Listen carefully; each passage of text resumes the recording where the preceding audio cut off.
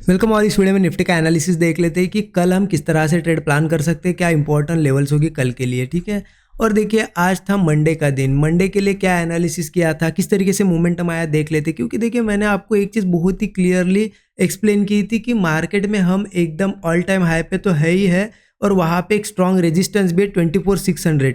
24,600 ये रेजिस्टेंस आज ही नहीं, हमने कंटिन्यूसली एक वीक यहाँ पे इसके बारे में डिस्कस किया। रोज़ मैं आपको बताता कि एक बार ये रेजिस्टेंस टेस्ट करने आएगा आएगा आएगा, और अल्टीमेटली मार्केट ने ये रेजिस्टेंस टेस्ट करने आया। बहुत से लोगों को बीच में लग रहा था कि जाएगा गिरेगा।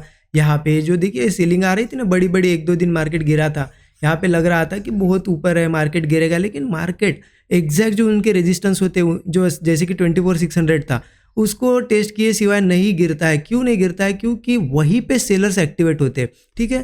तो अब हमने क्या डिस्कशन किया था आज के लिए, मंडे के लिए, बहुत क्लियर मैंने एक चीज़ आपको बताई थी कि अगर ऊपर यहाँ पे मार्केट इस रेंज में, अगर नीचे जाना है, पुट साइड का ट्रेड लेना है, तो मैंने आपको बताया था कि क्लियरली ये लेवल 24,490 के नीचे ही पुट लेना है। कॉल लेना है तो क्या बताया था आपको कि कहीं ना कहीं ये 24,600 है, इसके ऊपर यहाँ पे सस्टेन करने दो तभी कॉल लेंगे। क्योंकि यहाँ पे रेजिस्टेंस से पहले भी यहाँ से देखिए कितनी बड़ी सेलिंग है, यहाँ से भी आप देख सकते हो। और आज भी सेम वहीं पे ओपन हुआ, देखिए 600 के आसपास ओपन होते से ही क्या हुआ, यहाँ पे एक अच्छी खासी सेलिंग आ गई। और अब हमने क्लियरली यहाँ पे डिस्कस ही किया था कि पुट लेना है तो इसके नीचे, कॉल लेना है तो इसके ऊपर, राइट। अब इस बीच में क्या करना था, जब हम डिस्कस करते हैं कि कॉल कहीं ना कहीं इसके ऊपर ही लेना है, तो ऐसे में हम अगर रेंज के बीच में रहता है तो क्लियरली अवॉइड करते हैं। और उसके फ़ायदे देखिए आज भी आपको समझ में आएगा कि फ़ायदा क्या होता है अवॉइड करने का। जब तक रेंज नहीं ब्रेक होती तब तक ट्रेड ना लेने का फ़ायदा देखिए क्या हुआ होगा। मार्केट चलो मान लेते यहाँ सस्टेन कर रहा था, किसी ने यहाँ क्या किया होगा, ब्रेकआउट हुआ, चलो समझ के कॉल लिया होगा। फटाक से नेक्स्ट कैंडल रेड बन गई, यहाँ पे कहीं छोटा स्टॉप लॉस होगा तो उनका ऐसे हिट हो गया। यहाँ पे भी देखिए सस्टेन करने के बाद इस तरीके से किसी को ब्रेकआउट दिखा होगा, ब्रेकआउट दिखा और फिर से मार्केट क्या किया, देखिए ये बड़ी कैंडल यहाँ तक आई थी। तो ये इसे कहते हैं साइडवेज। मार्केट जब भी रेंज में रहता है ना, ऐसे रेंज में अगर फंसा हुआ है तो साइडवेज बिहेवियर करेगा, ज़्यादा से ज़्यादा एसएल खाएगा, राइट। अगर चलो इसके ऊपर वो ब्रेक हुआ, सस्टेन कर रहा है, सस्टेन करके अगर यहाँ ब्रेकआउट आता तो कॉल हम ले सकते थे, बट मार्केट ने वैसा नहीं किया। मार्केट यहाँ पे धीरे धीरे करके ऊपर गया और ऊपर सस्टेन ही नहीं कर पाया, वापस आ गया इसी रेंज में, राइट। अब यहाँ हो क्या रहा है देखिए, आप समझने की कोशिश करिए। देखिए एनालिसिस के हिसाब से तो आज अवॉइड वाला दिन था। आपने अगर ट्रेड लिया होगा, प्रॉफिट किया होगा तो कॉन्ग्रेचुलेशन। मुझे थोड़ा कमेंट में ज़रूर बताइए आपने आज अवॉइड किया या ट्रेड किया, ठीक है। और वीडियो देखिए ज़रूर, अब तक लाइक नहीं किया होगा तो लाइक कर दीजिए। देखिए यहाँ पे कहीं ना कहीं अब हो क्या रहा है ना, मार्केट में ये जो स्ट्रक्चर बन रहा है ऊपर जाने वाला बन रहा है। बायर्स क्या कर रहे हैं, ट्राई कर रहे हैं, बट सेलर्स को भी पता है कि ये स्ट्रॉन्ग रेजिस्टेंस है 600 के पास। सेलर्स भी यहाँ पे पूरी कोशिश कर रहे हैं, क्योंकि क्या है ना, ऊपर जाना ही मार्केट को जाना भी है, तो मार्केट में कहीं ना कहीं रिट्रेसमेंट चाहिए। ठीक है। अब सबको पता है कि मार्केट रिट्रेस नहीं किया है अब तक, तो कुछ लोग क्या करेंगे, यहाँ प्रॉफिट बुकिंग ट्राई करेंगे, तो उससे भी थोड़ी सेलिंग आएगी। सेलर्स भी बैठे हुए यहाँ पे, तो इसलिए सेलिंग के चांसेस इस लेवल पे ज़्यादा है। डायरेक्टली हम अपसाइड का ट्रेड नहीं ले सकते। अब मैं बताता हूँ आपको कि कल कैसे ट्रेड करना है।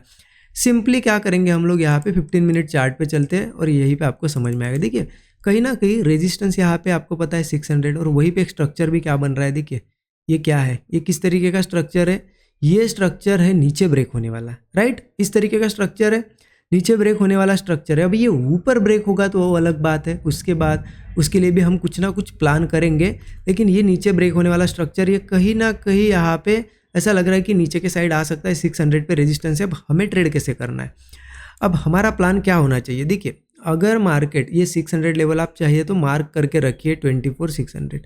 ओपनिंग देखिए कहाँ पे होती है, अगर मार्केट 600 के नीचे ओपन होता है, यहीं पे कहीं पे अगर ओपन होता है, तो सिर्फ आप ऑब्जर्व कीजिए क्या करता है। फर्स्ट 15-20 मिनट में आपको समझ में आएगा कि मार्केट अगर यहाँ पे ऊपर जाने की कोशिश कर रहा है, सस्टेन कर रहा है, बट कोई ब्रेकआउट सस्टेन नहीं कर रहा है या फिर ऊपर नहीं जा रहा है, कोई ब्रेकडाउन बन रहा है, सिंपली पुट लेंगे। हम पुट लेंगे, स्टॉप लॉस आपको जितना रखना है 20 से 25 पॉइंट मेरे हिसाब से हम रख सकते हैं, ठीक है।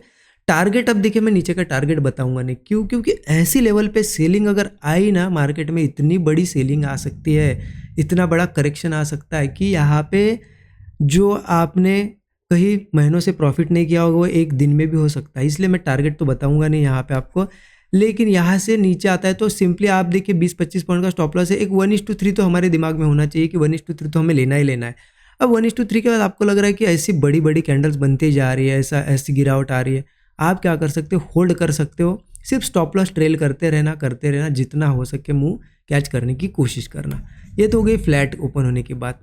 अगर गैप डाउन होता है तो क्या करेंगे? गैप डाउन में देखिए 2 तरीके का गैप डाउन होगा, एक तो छोटा होगा, एक तो बहुत बड़ा होगा। बहुत बड़ा गैप डाउन होता है तो दिक्कत ये होती है कि जो ये सेलिंग वाला मूव हम कैच करने की कोशिश कर रहे हैं, वो सेलिंग वाला मूव चला ही गया ना, सीधा गैप डाउन हुआ। उसके बाद मार्केट क्या करता है, थोड़ा सा होल्ड करता है और फिर धीरे धीरे धीरे ऐसा ऊपर ही यहीं पे क्लोज होता है, राइट। इसलिए अगर से बहुत बड़ा गैप डाउन होता है और हमें पुट लेना है तो उसके लिए हम थोड़ा सा रिट्रेसमेंट होने देंगे। उसके बाद हम देखेंगे कि मार्केट अगर सस्टेन कर रहा है और ऊपर नहीं जा रहा है, कोई ब्रेकडाउन बना रहा है, सिंपली पुट साइड का ट्रेड प्लान करेंगे। और वही केस में अगर छोटा सा भी गैप डाउन होता है तो थोड़ा ऑब्जर्व करिए, ऐसा नहीं कि गैप डाउन हुआ तो पुट ले लिया। गैप डाउन होने के बाद हम देखेंगे कि मार्केट नीचे के साइड जाता है या ऊपर आता है, कहीं पे भी जाए, नीचे जाए या फिर थोड़ा ऊपर आए, हमें ऐसा एक कंसोलिडेशन चाहिए और कंसोलिडेशन के बाद एक ब्रेकडाउन चाहिए, बस हम पुट लेंगे। ठीक है, क्लियर हो गया? तो आपको इतना तो समझ रहा है कि 600 के आसपास है, हम यहाँ पे पुट साइड के ट्रेड हमें प्लान करने हैं। अब क्या होता है कि चलो 600 के ऊपर अगर ओपन होता है, ठीक है, 600 के अगर ऊपर ओपन हुआ तो क्या करना है? देखिए 24,600 के अगर ऊपर ओपन होता है तो रेजिस्टेंस के ऊपर है, तो हमारे लिए मार्केट थोड़ा सा बुलिश रहेगा, क्योंकि रेजिस्टेंस के ऊपर है तो बुलिश है मार्केट हमारे लिए। जब रेजिस्टेंस के नीचे बियरिश है, बुलिश होगा। लेकिन देखिए ऑलरेडी इतना बड़ा मूव आ चुका है, अब एक करेक्शन मेरे हिसाब से होना चाहिए। तो बुलिश ट्रेड में अगर लूँगा भी तो कैसे लूँगा? देखिए अगर मार्केट मान लेते ऊपर ओपन भी हुआ, सस्टेन किया यहाँ पे और एक ब्रेकआउट बनाया तो कॉल ले सकते, ब्रेकआउट के बाद फ्रेश ब्रेकआउट पे कॉल साइड का ट्रेड बनेगा। लेकिन स्टॉप लॉस भी 20 से 25 पॉइंट का होगा, लेकिन यहाँ पे क्वांटिटी मैटर करेगी ऊपर वाला ट्रेड लेने में। अगर बुलिश ट्रेड लेना है तो अगर मैं बियरिश में अगर 100 क्वांटिटी में एग्जांपल ले रहा हूँ, अगर 100 क्वांटिटी बियरिश में लूँगा ना यहाँ पे कहीं, तो बुलिश में मैं 20 से 30 ही क्वांटिटी लूँगा, क्योंकि यहाँ पे मार्केट कहीं से भी थोड़ा ऊपर जाके रिवर्स हो सकता है या फिर स्लो डाउन हो सकता है, ऊपर प्रीमियम खा सकता है, इसलिए यहाँ पे मैं ज़्यादा रिस्क नहीं लेने वाला हूँ। ठीक है, हाँ वही अगर मार्केट कंटिन्यू कल या फिर 1-2 दिन ऊपर ही सस्टेन करे तो समझ लेंगे कि अब ये कंटिन्यू कर रहा है जैसे पहले चल रहा था, फिर हम कॉल साइड के रेगुलर ट्रेड ले सकते हैं। ठीक है, और ऊपर का अगर टारगेट देखना है इस 24,600 के ऊपर तो 24,700 का एक टारगेट हम लेके चल सकते हैं। ठीक है, 100 पॉइंट का टारगेट सफिशिएंट हो जाएगा ऊपर के लिए।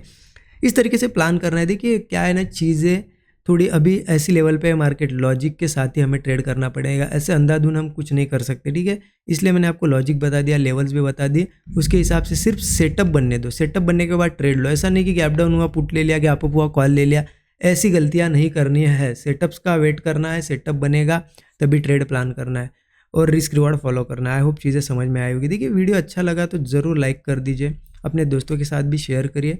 Thank you so much everyone.